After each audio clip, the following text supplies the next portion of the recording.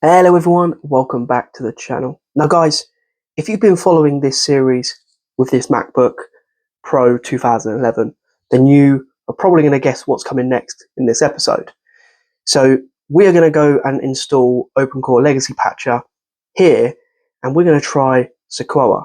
Now, there are some of you in the last video that said don't do it, but that's the whole point of this video. We're going to see, even now that this is now a few months down the line since the first people have installed it, there has been some more updates to OpenCore Legacy Patcher which have been said to solve some of those fixes. So what we're going to do is we're going to download it and see if this MacBook Pro 2011 can now handle it, and if some of the issues that they first had have now solved.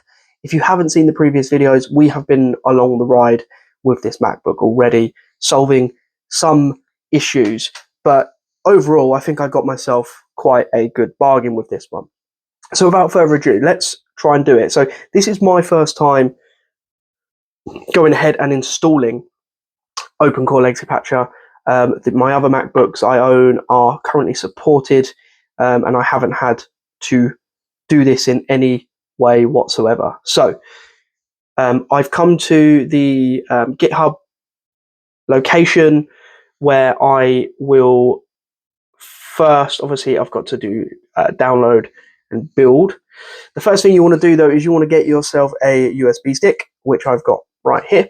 There is a minimum amount that you need, I believe. I will double check what that is, but I believe you have to have at least 16 gigabyte or something along those lines. This is a 64 gigabyte USB stick, so we should be okay. Okay, so I'm finally on the installer page. Now, let me tell you a small problem that I had. So now, obviously, we are down the line.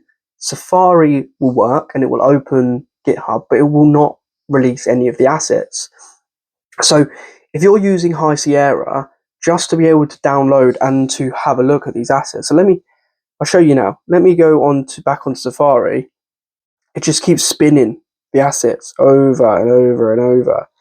So what I've had to do is download Pale Moon. Doesn't work on Firefox, as you now have to have it at 10.15. And obviously I think we're at 10.13 with High Sierra on this 2011. And the other one that doesn't work, Brave, does not allow me to download the older ones either. So Pale Moon is the only one that seems to allow me to get to this page with the assets on here already. So once we've done that, we need to then download this one here, OpenCore Patcher. Yes, we want to save it. We'll just put it in the downloads for the time being. And this will allow us to then open OpenCore Legacy Patcher. I am downloading the newest 2.2 version as well. So let's get this all downloaded. Okay, so we're downloaded. So we want to open this up and expand OpenCore Legacy Patcher. Okay, so once you open up the file, it will get you to type in your password. For this, it is down here in the corner, but it's just loading. Here we go. So because we are doing this from the actual laptop itself, we're going to create macOS installer. We then want to select download macOS installer, and it will find the available software. And we want to go to Sequoia because we are going to push it. Why not? So we click download, and this might take a little while to download. It is a full download of the installer, so it could take half an hour. I know it's taken people an hour and a half in the past to get this downloaded. So we'll head back when this is downloaded fully. Okay, so it's finished installing. It's just validating the installer now. So once it's validated the installer, it then will get us to start making the boot drive.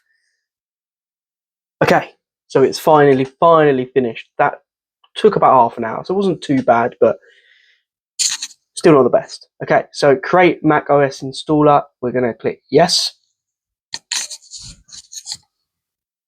Fetching local macOS installers. Obviously, we're on an old MacBook Pro here. It's not going to be massively fast, but I've heard it being worse. Okay, it says requires High Sierra, which is what we have, so I don't know what it is doing here. Okay, sorry about that, guys. Just make sure when you're doing this that you have fully updated High Sierra. There was just a security update in there that I needed to do. For some reason, it was letting me go any further. So I've done that. I've reopened now into OpenCore Legacy Patcher.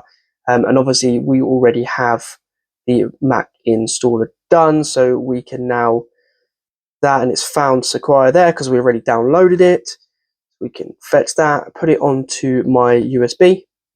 And it says, oh, you want to erase this USB stick. So just be sure that the USB stick you are using, there is nothing on there that you need. If there is, go back and back it up. Click no. You can always come back into this, create the installer again, and use the existing installer. Just make sure there's nothing on the USB stick that you need. So we can click yes, and it will start then creating that installer. This creating installer can take a very, very long time. So be very, very patient. Obviously, with USBs, they are generally slower as they are, but that's why when you're getting a USB, do try and use the quickest USB you can find that is over 16 gigabytes. Some people have been known to do this on SSD, like external SSDs, which are obviously going to be quicker. So just make sure that you are using the quickest one you can find. This one is a little bit slow, so it could take me a while. But I'll report back and we'll get back straight as soon as it's done. Okay, guys. So we have it's finally finished. It took about an hour and a half. So successfully created the macOS installer. Would you like to continue and install OpenCore to the disk? Yes, we would. And it's going to do all of the there. We're going to install it to the disk. We then got to select the disk to install OpenCore onto. We've then got to select our boot disk, volumes on disk. We've got our EFI, mounting partition. Okay, guys, so once you've selected your drives, you're going to hit the reboot button and it will reboot. One thing I just wanted to mention, don't do what I just did. Select the USB drive to install OpenCore Legacy Patcher. Otherwise, it won't open itself when it gets back in, which is why we're back here. So I'm going to, once you click reboot, it's going to restart. And then you're going to want to, as it's restarting, you're going to want to hit, and it's rebooting, you're going to want to hit and hold down the option button. Okay, so then we want to go into our EFI boot, which is that. As I said, this is the first time that I've ever done this, so we're gonna make some mistakes along the way.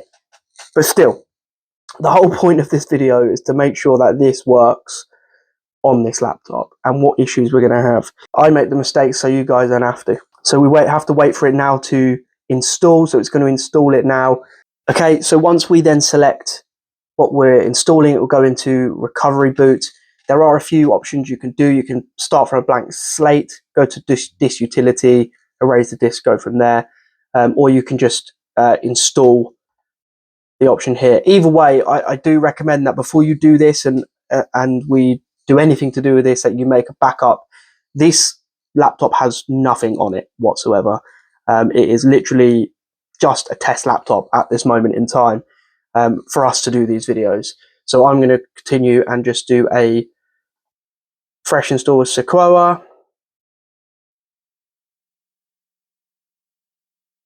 Okay, and set up this installation.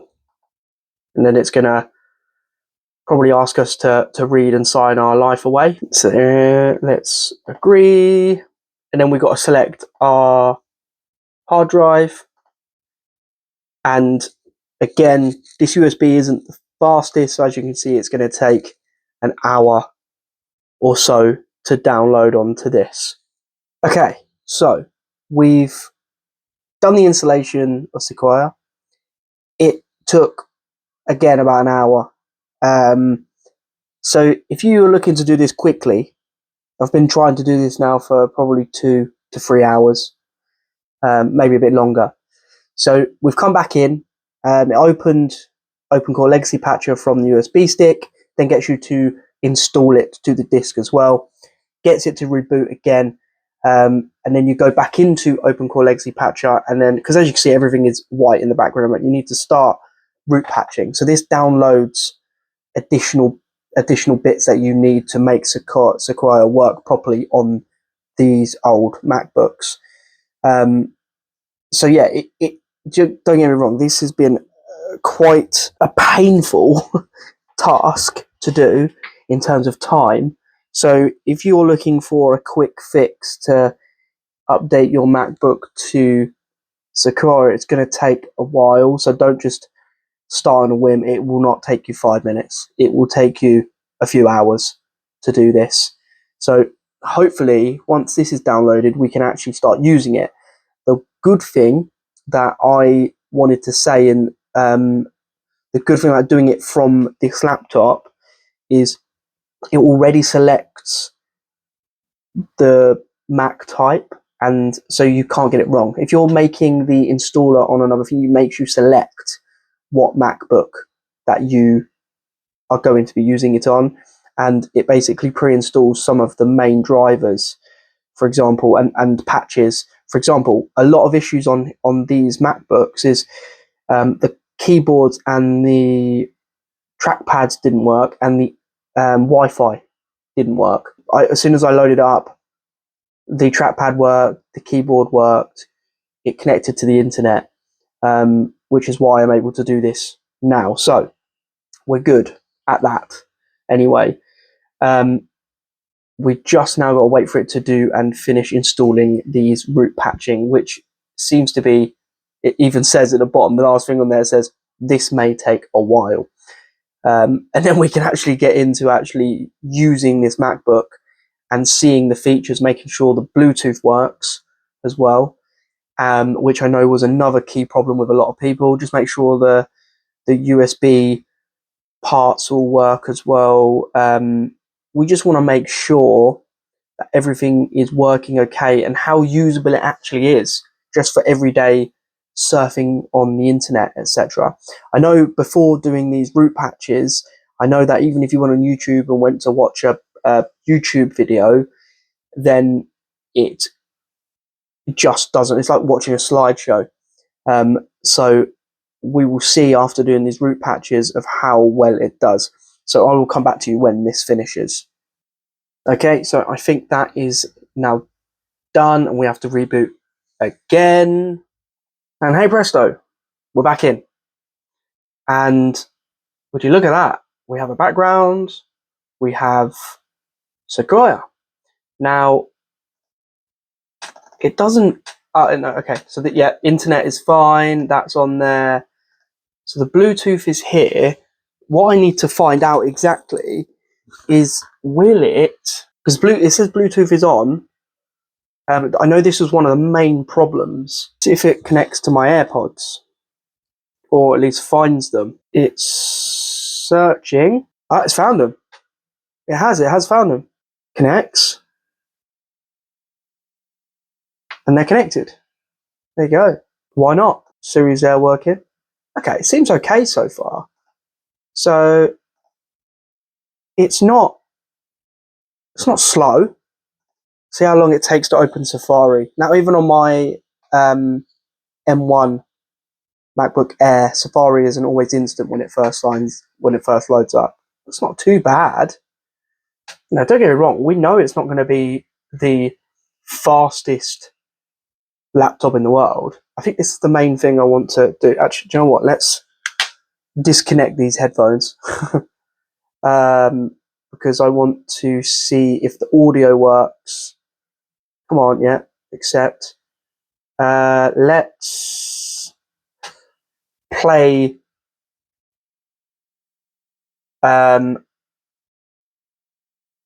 let's play our own videos so we know we're not going to get in trouble with anything. Okay, so let's just click this. Hopefully it doesn't play it into a slideshow. Introducing No. To that. Obviously, he's got an advert on there, but. Hello everyone, welcome back. We don't want to. It's working. Full screen? The last video, you will see this MacBook. Okay. It's working. So, if I let's turn that off for a minute, turn that sound down. So if let me just have a look at the settings and what was it automatically set to? Oh, okay. It's set to auto, but it said 1080p. Let's play it. I've turned it off. Cool. I've turned a slow physical disc spinning hard. It's fine. It's working absolutely fine. This is great. So I know obviously this isn't the most in-depth use as such, but let's be honest, it's searching the internet, it is watching YouTube videos. So if you're buying an old MacBook, but the main thing that you want to do with it is just make sure the security is fully up to date and that you are safe browsing on the internet, then this is a good option for you to be able to do this, because you know that your MacBook's going to be safe in terms of security, etc., because you're on the latest software. The internet is working absolutely fine. Okay, it got a little bit hot in the installation, the fans did kick up, but it hasn't affected this really, has it? Let's be honest. You know, if we're clicking between, you know, to home, okay, it's taken a little bit longer, but this is no different to the laptop that we just upgraded, which was an Acer laptop that we upgraded, and we just stuck some faster RAM and bits in it. And, you know, that's not made to be that. It's got a Pentium processor in it. It's not made to be the quickest laptop, but it does the job and it's now usable. You can search in it, you can type documents on it, etc. Because you have all of the, it works. It works absolutely fine. So, let's think, is it Pages? Does it have Pages on here? No, it doesn't. Okay. So we can't, I'm not signed in to the App Store. So I don't think I'm really going to be able to download anything. I thought that, I tell you one thing that some people said that didn't work. It's all here. Oh, that's a little bit of a funny one to have on at the moment, isn't it? No, thank you. So yeah, you have all of these apps here, but I tell you one that they said that didn't work was Maps, because of how the graphics card worked, the Metal X graphics card, and it didn't show the map. I don't really want to. Let's just not now this. Okay, custom routes. Okay, yeah, I don't think this is gonna. Yeah, it lets you like zoom in, but it's not showing it. So you couldn't use the Maps feature. I wonder though if it still loads and stuff, but I'm wondering then. Let's see if it lets me do Pages. Mainly for the fact as we can. Will it make me sign in? That is the question. Yeah, it will. Okay. Won't worry about that for the time being. But it let you start downloading the apps and bits and pieces. One thing then, actually, let's try this. And if we go Google and no, I don't want to sign in. Let's think of a place. Will Maps work on Google? Yes, they will. So let's be honest. It's not. It can still get on there. You can still have a look at it. And if you click there, can you use Google Works? I'm inside the thing, but still, it's working. No, Street View. That's working. So it's not like if you can't use the maps actually built in because of how the graphics worked. It's not like then you cannot plan your route, because you can go onto Google, you can go onto Street View, you can go on to this. So I think this is, all these people are telling me, no, don't do it. But okay, you're not going to be able to do things extremely quickly and you'd not be able to use the maps. But the main components now work. It's usable. So I think it's worth it. For me, personally, for what I am going to use this laptop for anyway, I'm not really going to use it for video editing. But guys, let me know in the comments below. Do you want me to do any more extensive tests on this and Sequoia? I think maybe we should try and download some editing and video editing software. Or maybe we will just try iMovie on here as well. That's a good potential. And I'll sign into the Apple ID and we'll download a few bits and pieces from here. But guys, let me know if you want to see that video. Let me know if you want to see how it does on video editing and bits and pieces as well. We can give it a definite go. Guys, let me know what you thought of this video. It's been a bit of a painful one, if I'm honest, to film, because it is not easy to do. I say it's not easy to do. It is easy to do. It just takes a long time. It's going to be time consuming. And sometimes it worries you a little bit, the amount of times that it stops, restarts, etc. But guys, yeah, please do hit the like button on this video and please do subscribe to more. We have not finished with this laptop yet. Is this going to be usable in terms of video editing and bits and pieces? We will explore a little bit more. I've got some other videos coming up as well. I've got some new technology and tech on the way, which we will be taking a look at. So hit that subscribe button to keep an eye out for that. Guys, let me know any suggested videos that you guys would like to see. So guys, thank you so much for watching this video, and I hope you've enjoyed this series so far. Thank you so much, and I will catch you all in the next one.